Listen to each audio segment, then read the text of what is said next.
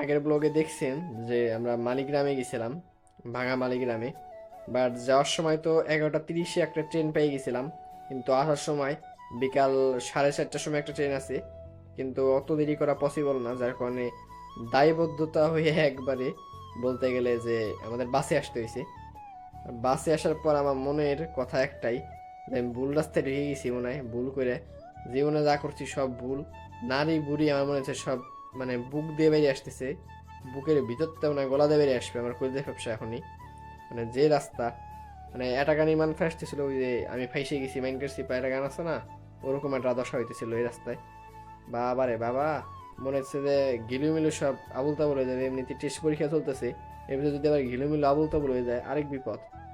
So এই রাস্তাটা খুবই খুবই মানে টাফ একটা রাস্তা, ফরিদপুর থেকে ভাঙা যাওয়ার যে রাস্তাটা, বাবারে বাবা এই রাস্তার মানে কি বলবো, এই রাস্তা কিছু বলার নাই। বাট রাস্তার কাজ চলতেছে, কিন্তু এখনো অনেক দেরি কাজ শেষ হইতে হইতে। কিছু দেখলাম কিছু কাজ করছে, এখনো অনেক কাজ বাকি আছে এই রাস্তার। সো আজকের ব্লগটা এ পর্যন্তই। সবাই ভালো থাকবেন, আল্লাহ হাফেজ।